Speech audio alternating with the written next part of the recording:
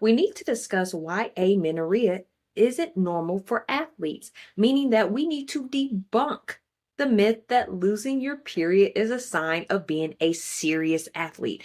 You're just doing so good. It's normal for you not to have your menstrual cycle, but guess what? You're the best athlete. You're so great at what you're doing. You're getting paid so much money. Everybody has eyes on you. And at the end of the day, all menstruators need their menstrual cycle.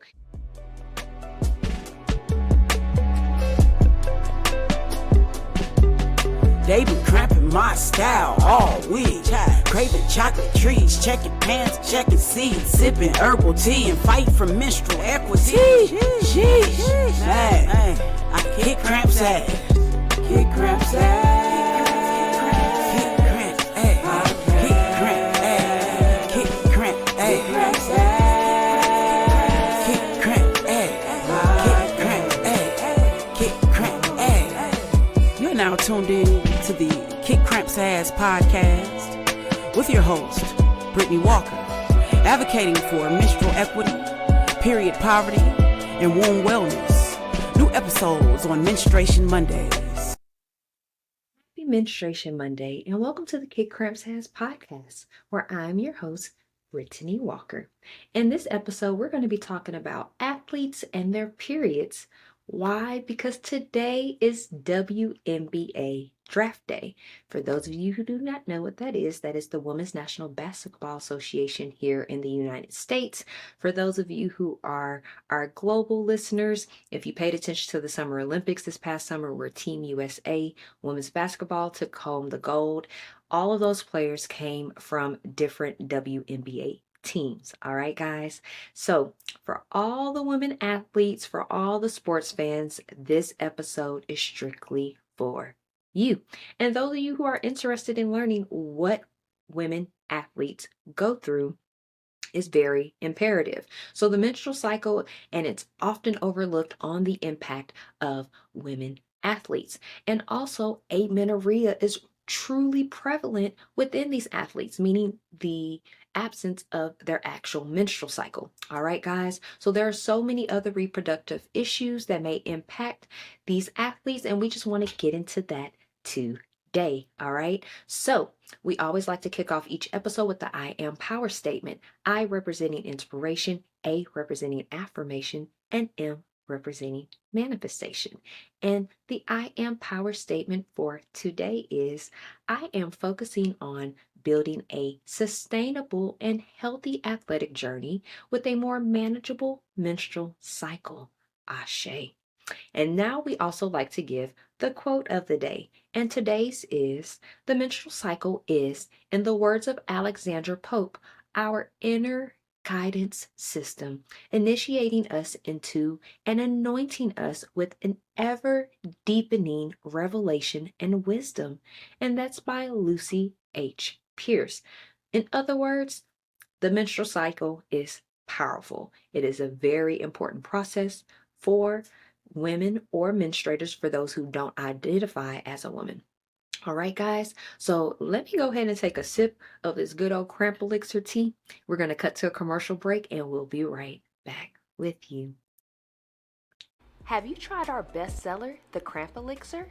It's our herbal tea blend designed to reduce and eliminate menstrual cramps, PMS symptoms, and other uterine health issues that are hindering your day-to-day progress.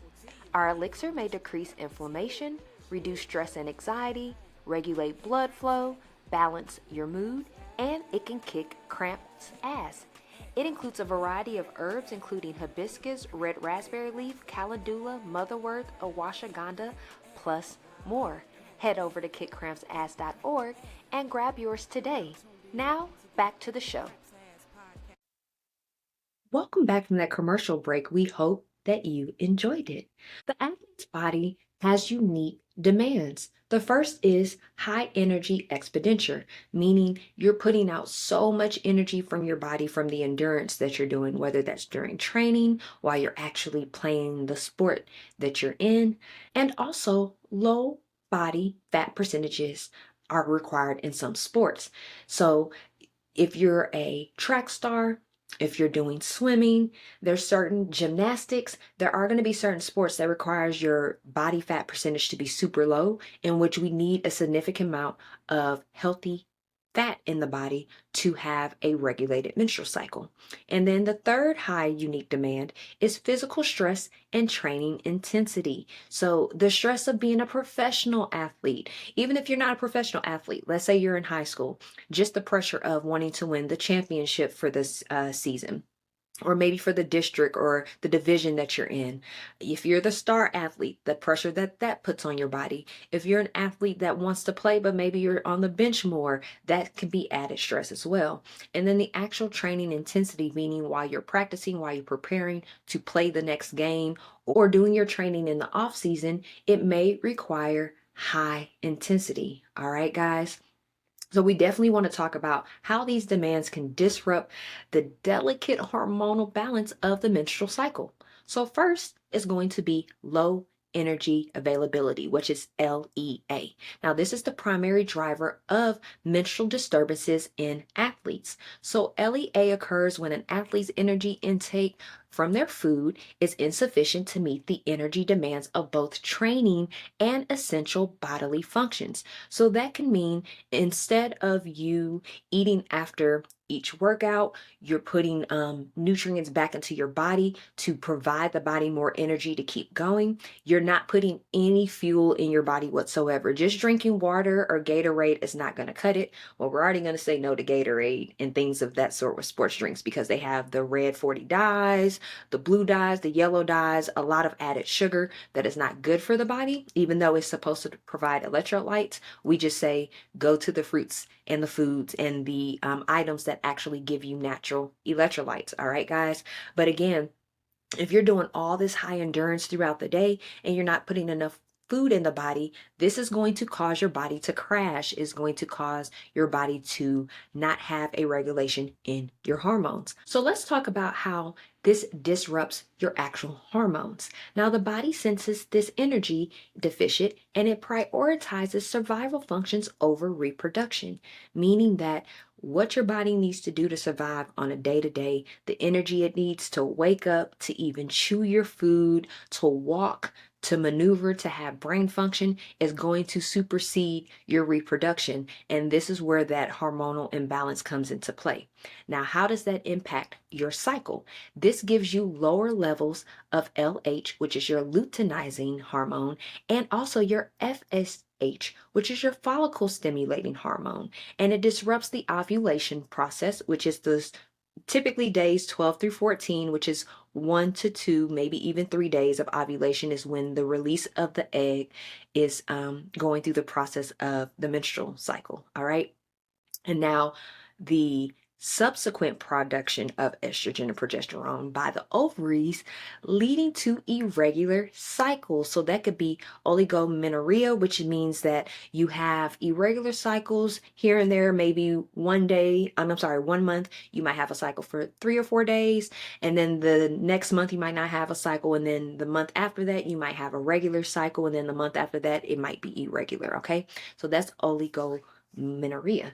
But you could also have the complete absence of the menstrual cycle, which is amenorrhea, which we discussed earlier.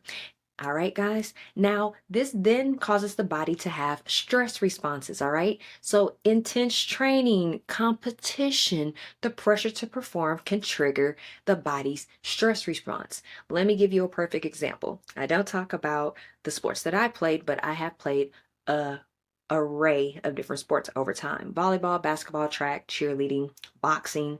When I was a cheerleader, I actually won an NCAA cheerleading championship title my senior year of high school. All of my cheerleading sisters were stressed. We wanted to win.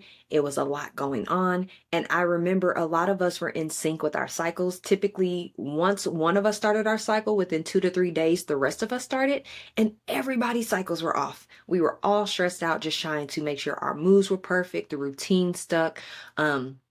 Everything was perfect. That's what we were focused on. And then competing with all of these other teams that were just as great, it can bring a lot of stress onto the body, and therefore your body can then have a negative reaction with the cycle. Now let's talk about how the stress response disrupts the hormones. Chronic stress leads to elevated levels of cortisol, a stress hormone, thus impacting the menstrual cycle hormones. So we want to be able to regulate those hormones levels, all right, guys? Next, we have changes in your body composition. So some sports emphasizes the leanness that's needed, and athletes may strive for very low body fat percentages. Now, how does that disrupt the cycle? Fat tissues play a role in hormone production and regulation, including the conversion of androgens to estrogen. What this means is severely low body fat can disrupt this process and lead to lower estrogen levels, impacting the menstrual cycle. However, it is important to note that it's the energy deficit that is the primary driver, not just the low body fat itself. So we talked about energy earlier, and how do you get energy? By adequate food items that you're putting into your body. So your food, your beverages, your herbs, the things that you are consuming has to be nutrient dense and be able to supply the adequate energy that the body needs. We have discussed with you guys before about complex carbohydrates. That is the primary food source that the body goes to pull energy. If you're not adding complex carbohydrates to the body, your body then is going to start pulling from your fats and the proteins, and we need those other macronutrients for other functions within the body. If we're exuding those macronutrients for energy, then other parts of your body will potentially start malfunctioning.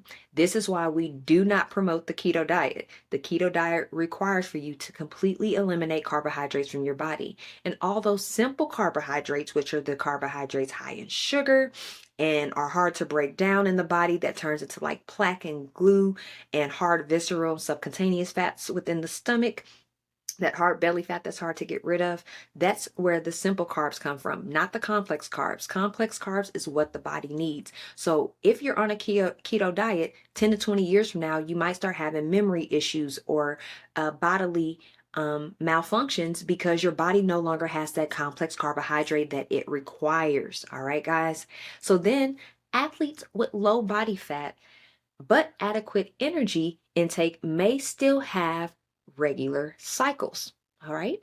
So let's talk about the metabolic adaptations. Now, the body adapts to chronic energy restriction by down-regulating metabolic rate to conserve energy. And what this means for hormones, it disrupts it because the metabolic shift can affect the production and regulation of various hormones, including those involved in the menstrual cycle. So hormones like leptin, which signals energy availability to the brain, can be reduced, which is something that we do not want to reduce. We'll talk about leptin a little more later.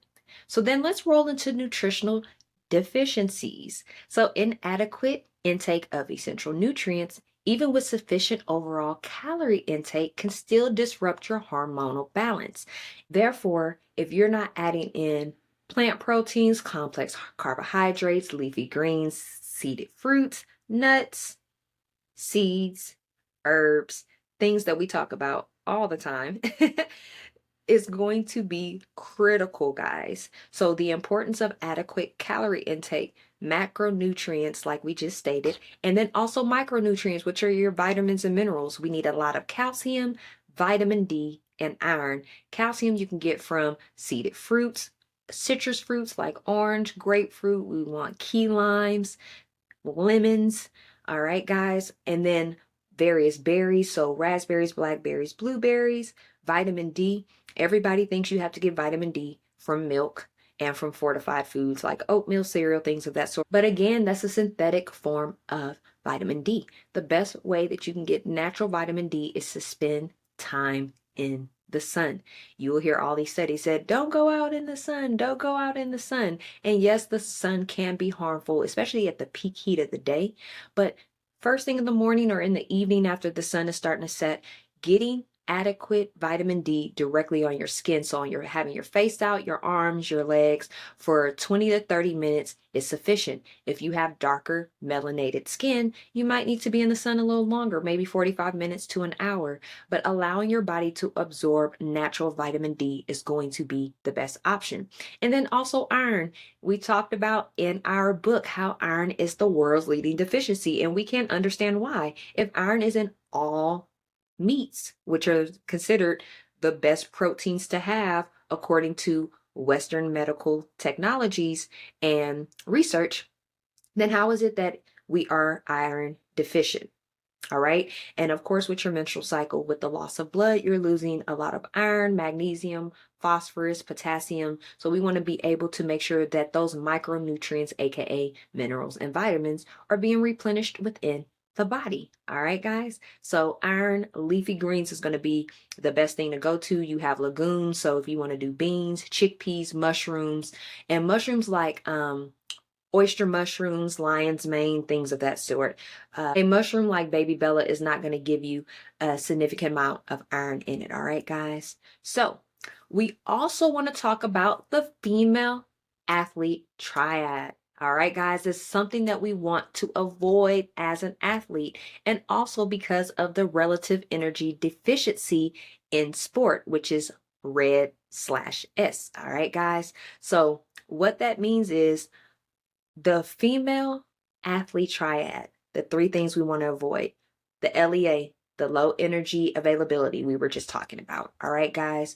We also want to avoid menstrual dysfunction. So we talked about oligomenorrhea, which is not having regular cycles, which is irregular menstrual cycles, or amenorrhea, which is the absence of menstrual cycles. And then also low bone mineral density, so osteoporosis or osteopenia. So those three are considered the female athlete triad. All right, guys, we want to avoid these three things as athletes, all right, because they disrupt the hormones as well. Deficiencies in certain vitamins and minerals are crucial for hormone synthesis, and regulation can impair the normal functioning of the menstrual cycle. So beyond estrogen and progesterone, the other hormone disruptions are leptin, which we mentioned earlier, and that is a very critical hormone because it plays the role in regulating your appetite and the reproductive system. So if your leptin is low, your cycle is going to be thrown off because it's now affecting the reproduction system, and other issues in the body can happen because of your appetite not being regulated. If your appetite's not there, it's not going to want you, your body's not going to want to eat. You're not going to want to feel the need to refuel your body for energy, which is not a good thing as an athlete, because you need to be having a sufficient amount of nutrients coming into your body, a very high nutrient dense diet. All right, guys. Also, cortisol, we mentioned that earlier as well. It is our stress hormone and its potential impact on hormonal imbalance. All right, guys. Want to be mindful of that. We want to regulate the stress levels within the body. And another hormone that could be affected is your thyroid. You don't want your thyroid functions to be thrown off. All right, guys. So in other words, eat plenty of nutrient dense foods to accommodate the energy used for hormonal regulation within a menstruator's body, and then also eliminating as much stress as possible. If you've listened to a previous episode, you have heard us say this more than one time.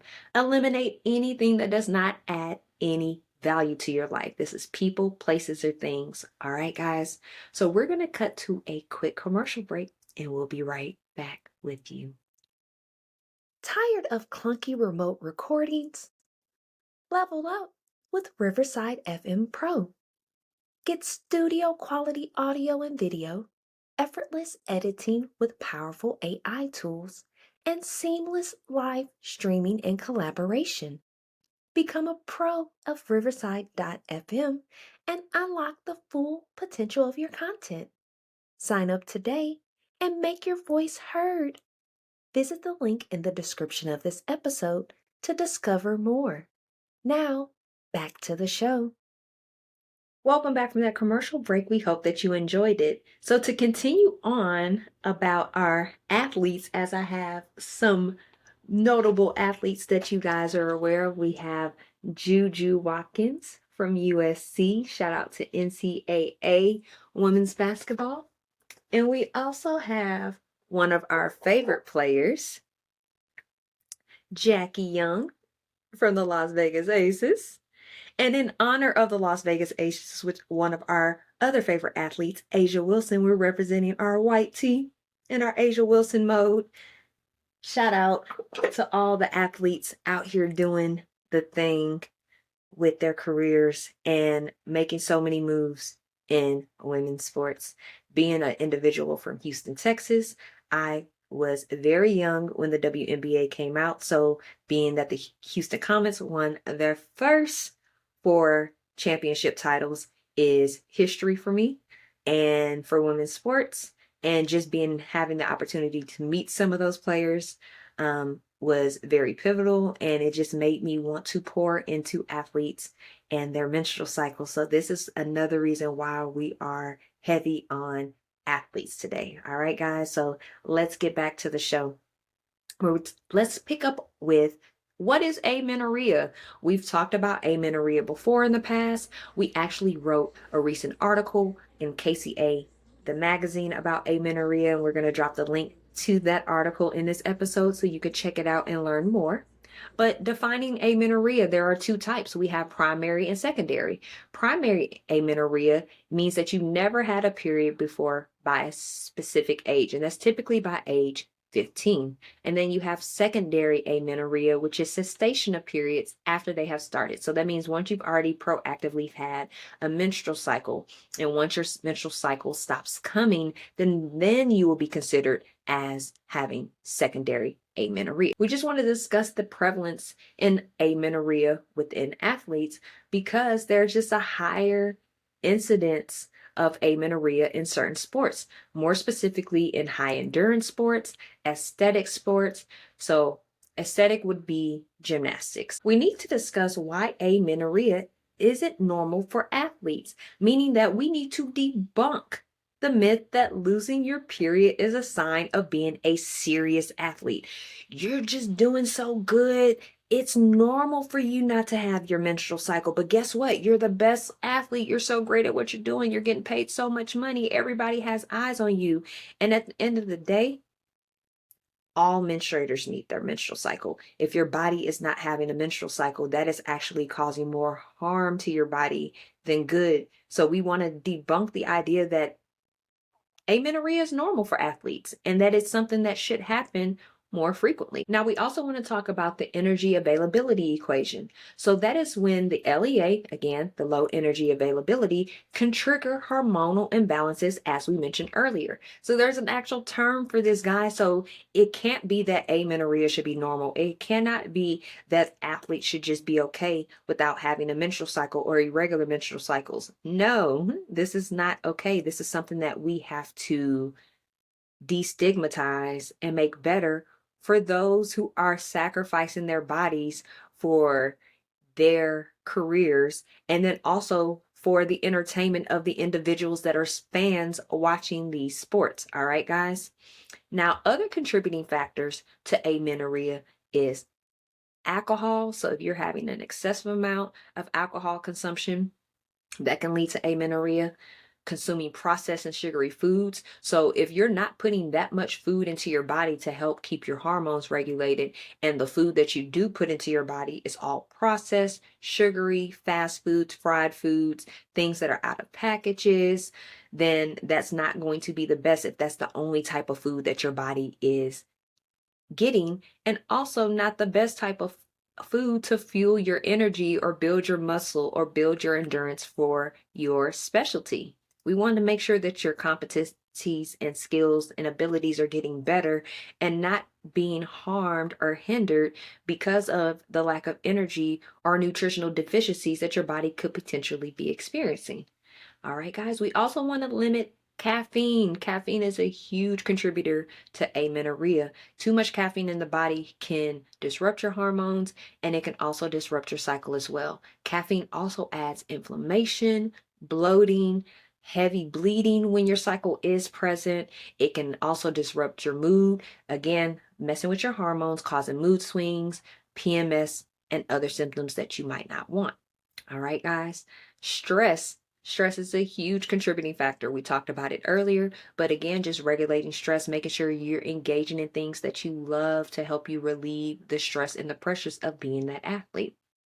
Psychological factors can come into play, so previous mental health issues, if you're struggling with things at home, and it can also be genetic. So maybe saying conditioning, maybe one of your parents might have been diagnosed with something, especially the menstruators in your family, if they have a history of uterine health issues, fibroids, endometriosis, amenorrhea, then those are things to consider as well. Let's get into some stats. I always like to tell you guys about stats that we have going on so that you can understand how serious these menstrual health issues are prevalent within our world. All right, guys, just not in the United States, but globally.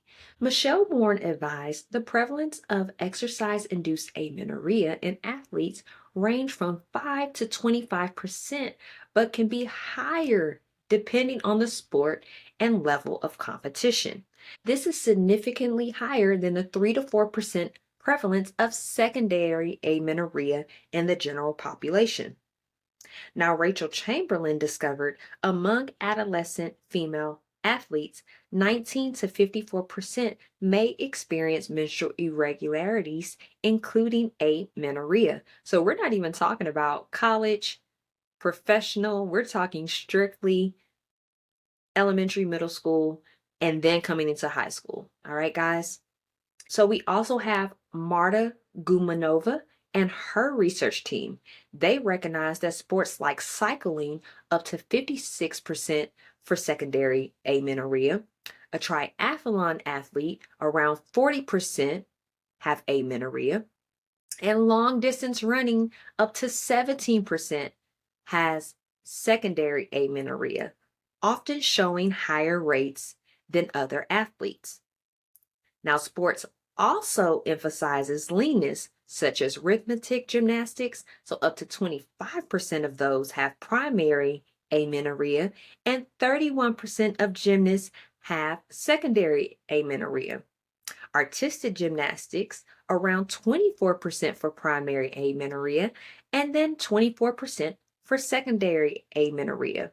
And then also ballet has also reported elevated prevalence of amenorrhea. All right, guys, so that breaks down how we were talking about endurance sports. So that was the cycling, the triathlon, and running. We mentioned endurance sports earlier. Then we also talked about aesthetic sports. So that's more of the gymnast, ballet. And as you notice with gymnasts, it's prevalence in both the primary and secondary, meaning when you're starting off as a kid and getting trained, you're already training and conditioning the body for primary amenorrhea. Then once you actually get your cycle, you still may suffer from amenorrhea through the secondary levels of it. All right, guys? Now, Marta and her team also realized that studies also have indicated notable rates in sports like boxing, up to 55% for oligomenorrhea, and soccer, up to 20% for primary amenorrhea, and swimming, up to 19% for primary amenorrhea, and around 9% for secondary amenorrhea. So we have gone through a variety of different sports, and anybody that's a menstruator could be one of these percentages. All right, guys? Now, an additional stat is A.B. Locks found that the stress of competition and training can impact the hormonal balance, while Chu Hung Chin and their team declared that amenorrhea due to low estrogen levels can lead to osteopenia and osteoporosis, increasing the risk of stress fractures. It is estimated that for every year without a menstrual cycle, athletes can lose over 2% of their bone density, which may be irreversible. Guys, this is a bigger issue if it's not taken care of in regards to amenorrhea. It can start affecting other areas in the body. So let's talk about those other health risks associated with amenorrhea. Fertility. Now, April happens to be National Infertility Month. So be mindful that if you have an absent period and you're trying to conceive, it may be difficult to conceive if the cycle has not been regulated. All right, guys? Now, bone health, we talked about osteoporosis and osteopenia, and that having amenorrhea increases the risk of stress fractures, as we just mentioned, and osteoporosis due to low estrogen levels. So we don't want to cause any back issues or anything to our bones in general, because that can have long-term effects on our bodies and how we age. Amenorrhea can also have cardiovascular health issues, meaning heart problems. Heart disease is one of the leading causes of death in the United States currently. However, heart disease is also closely related to the nutrients that you're putting in your body. Your diet has a lot to do with heart disease, so that's something that can be prevented if we control the nutritional deficiencies that your body may be experiencing. And then lastly, psychological impact. It can affect your mental health. We talked about the cortisol hormone, that stress hormone being affected. We talked about it, the stress that your body is taking from the impact of being an athlete. So we want to be mindful of those things. Now, when it comes to empowering our menstruating athletes, we want you to take back control of your health. And you can do so by listening to your body, encouraging athletes to be aware of the menstrual cycle and any changes. Just because your menstrual cycle is not coming, we don't want you to normalize, like, hey, my cycle didn't come this month, or hey, my cramps are really bad this month, just give me some painkillers and I'll be okay. Hey, I'm bleeding really, really heavy and I'm super, super moody, but y'all know that's just how it is. None of that should be normalized. We can regulate all of that. So listening to your body and paying attention to what your body is doing is very important. And even if you normalize a negative behavior, it's about recognizing what those traits and behaviors are and acknowledging them when they do arise. Additionally, we want you to have open communication. Foster open conversations with your coaches, your family, and your loved ones, and healthcare providers, explaining what your body is experiencing and what you are feeling. If you do not like what any of these individuals give you as far as advice or information, then seek another health professional. Seek somebody that is privy to the menstrual cycle, menstrual health, reproductive health, and athletes. All right, guys. Next, we want you to prioritize your nutrition and your recovery. We need to emphasize the importance of having balanced nutrition and also adequate rest. You can't go, go, go, go, go, and then not put any food in your body. We talked about the energy expenditure earlier. We need enough energy being put into the body from your food, and we need enough rest for your body to recover in order to match the endurance that your body is giving. All right, guys? We also need you to manage your stress. Talk about your healthy coping mechanisms for training and life stress. You need to determine what that looks like for you. If once you come home from a extreme practice, then you need to know what is going to help you decompress, whether that's taking a soak, whether that's reading a book, whether that's relaxing in a hot tub, whether that's going in a sauna, whether that is just taking a really hot shower and eating something really, really good and nutritious, and then making sure you go to sleep for 8 to 9 hours. Just figure out what ways helps you eliminate stress and incorporate that into your daily life. You also need to do regular checkups. We recommend doing routine medical evaluations with your health professionals, whether that's the trainer you have at the facility that you're practicing at, whether that is a coach, whether that's a nurse, whether you have a chiropractor, whether you have a nutritionist or a dietitian. You need to be having these conversations and having these checkups with these individuals regularly to ensure that your body is performing in the way that it needs to, and your body is receiving everything that it needs to in order for you to be the best athlete that you desire to be. All right. And then lastly, resources and support. You need to locate your support and your resources. So, sports medicine organizations, women health websites.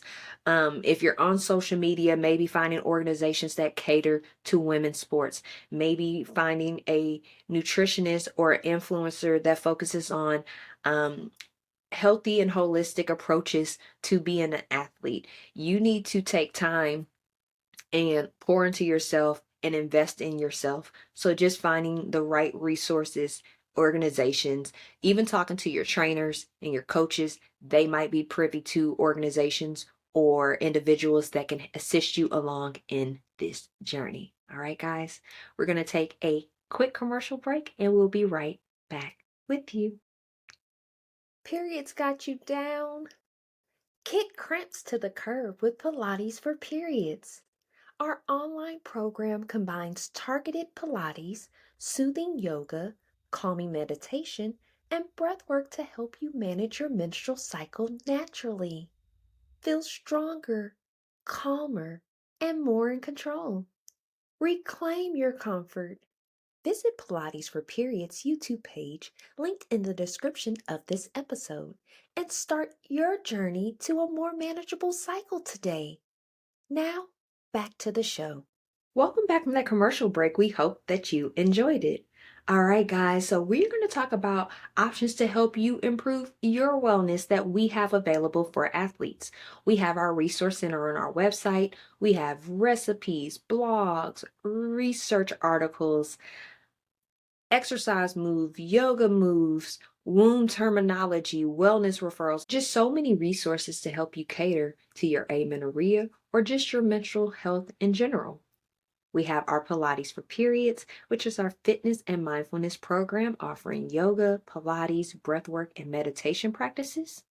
We have KCA the magazine. Again, that link will be in the description with the amenorrhea article, but we have other articles as well that could be very beneficial throughout your menstrual health journey.